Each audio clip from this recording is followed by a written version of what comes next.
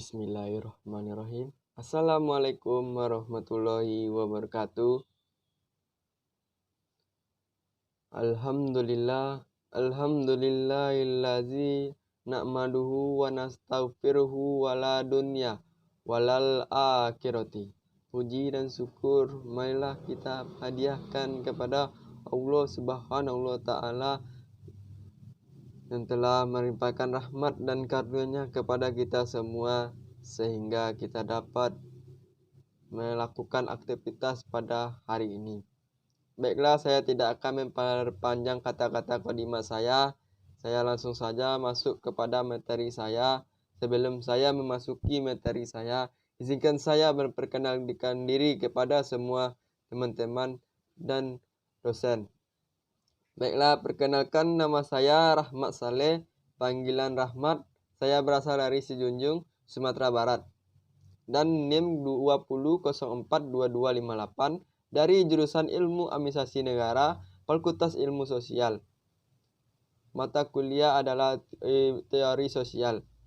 Pada pertemuan 13 kali ini, saya akan mempresentasikan tentang ilmu politik ini yang berjudul Trias Politik. Ini adalah terbagi atas 3, yaitu legislatif, eksekutif, yudikatif.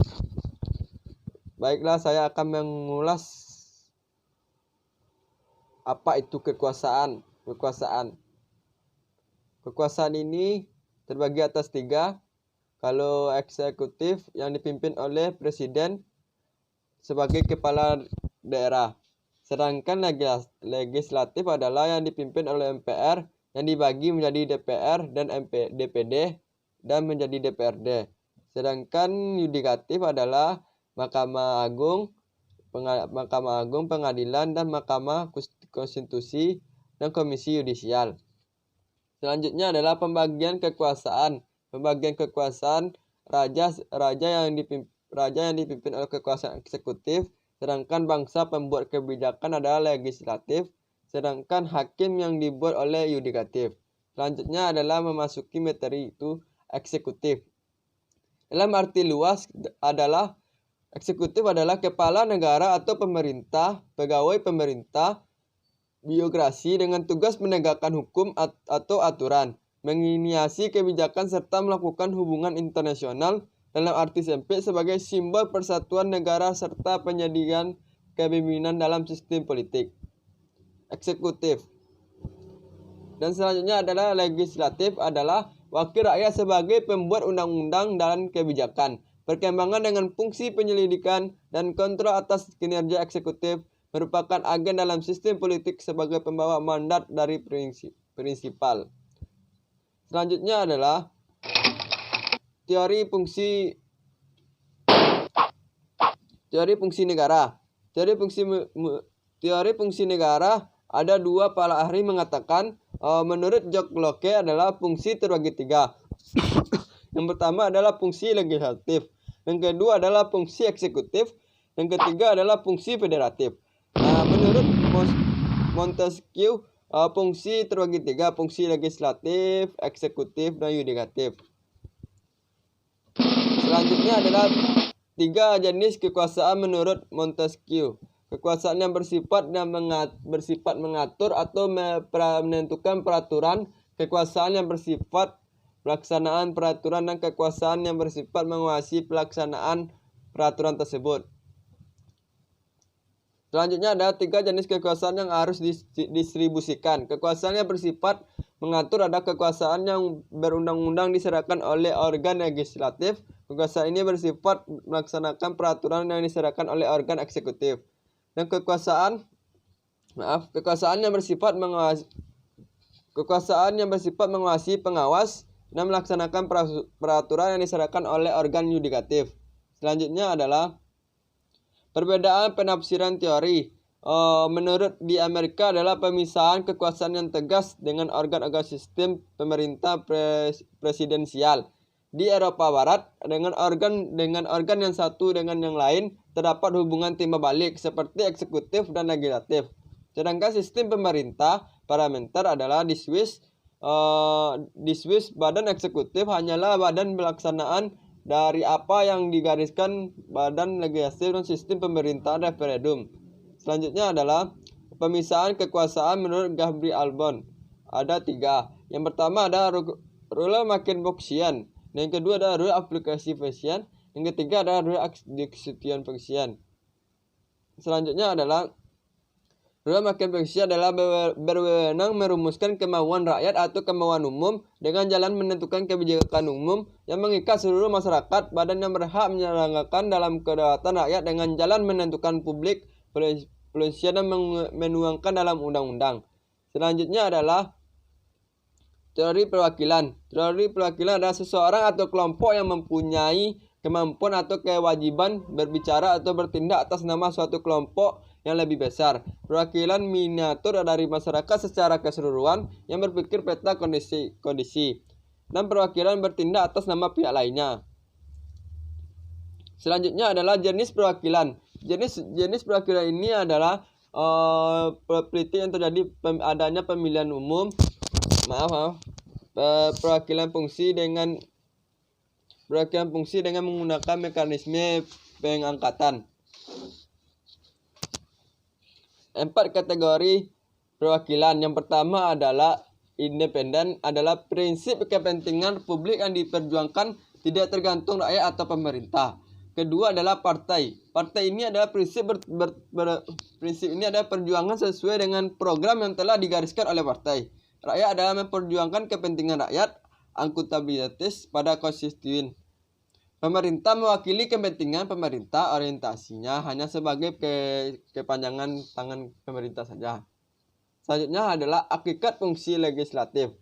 Hakikat fungsi legislatif ini adalah upaya mencegah terjadinya absolut pemerintah dan adanya pengawasan dan mendampingi eksekutif. Fungsi kontrol terhadap peraturan eksekutif dan efisien. Fungsi badan legislatif adalah parliamentary and provision. Lanjut. Fungsi kontrol. Fungsi kontrol adalah meminta keterangan. Yang kedua ada mengadakan penyelidikan sendiri. Yang ketiga adalah sistem parlementer. Indonesia lembaga yudikatif. Pengertian lembaga yudikatif ini adalah suatu yang berfungsi untuk mengadili dan menyelewengkan pelaksanaan konstitusi dan peraturan undang-undang secara luas serta bersifat independen dalam melaksanakan tugas dan fungsinya. Selanjutnya adalah sistem lembaga yudikatif negara demokrasi. Yang berkembang di negara Inggris, sistem berpedoman pada prinsip bahwa selain undang-undang yang dibuat oleh parlemen juga berpedoman pada peraturan lainnya yang merupakan yang terdahulu yang dibuat oleh keputusan tersebut. Selanjutnya, sistem kefer hukum adalah hukum perdataan. Sistem hukum ini berpedoman pada hukum yang sudah ditetapkan. Sistem ini menyangkut paham positisme perundang-undangan atau legalisme yang berpendapat bahwa undang-undang menjadi sumber hukum satu-satunya. Sistem yang ini berlaku di negara Prancis. Selanjutnya adalah kekuasaan lembaga yudikatif di Indonesia. Sistem hukum yang berlaku di Indonesia, khususnya hukum perdata hingga saat ini, ada 2, yaitu sistem hukum adat adalah suatu hukum yang bercorak asli Indonesia pada umumnya tidak tertulis. Yang kedua adalah sistem hukum Eropa Barat yang dipengaruhi oleh hukum Romawi atas kebebasan yudikatif. Adalah berpedoman pada pasal 25 dan 24 dan 25 Undang-Undang bahwa kekuasaan hakim adalah kekuasaan yang merdeka, artinya terlepas dari pengaruh kekuasaan pemerintah. Berdasarkan dengan hal tersebut, harus ada penjaminan dalam undang-undang tentang kedudukan pada hakim. Dalam Undang-Undang Nomor 19 Tahun 1964 tentang pokok-pokok kekuasaan kehakiman, pada pasal 19 dikatakan bahwa demi kepentingan revolusi, kehormatan negara dan bangsa atau kepentingan masyarakat yang mendesak presiden dapat turut atau campur tangan dalam soal pengadilan. Selanjutnya adalah lembaga yudikatif dalam era Indonesia. Lembaga yudikatif ini di era reformasi ini terjadi perubahan.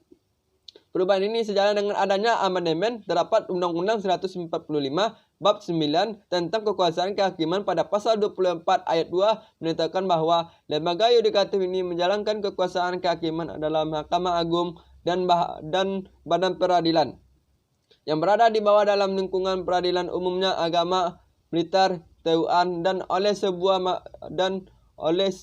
Mahkamah Konstitusi wewenang lembaga yudikatif menurut Undang-Undang 945 amandemen sebagai berikut. Mahkamah Agung adalah mengadili kasasi atau menguji peraturan undang-undang di bawah Undang-Undang Pasal 24A ayat 1. 2. Mahkamah Konstitusi adalah berwenang pengadilan tingkat pertama dan terakhir yang bersifat final untuk menguji undang-undang terhadap undang-undang sengketa lembaga negara, memutuskan pembubaran partai politik dan perselisihan hasil pemilu. Selanjutnya adalah Komisi Yudisial.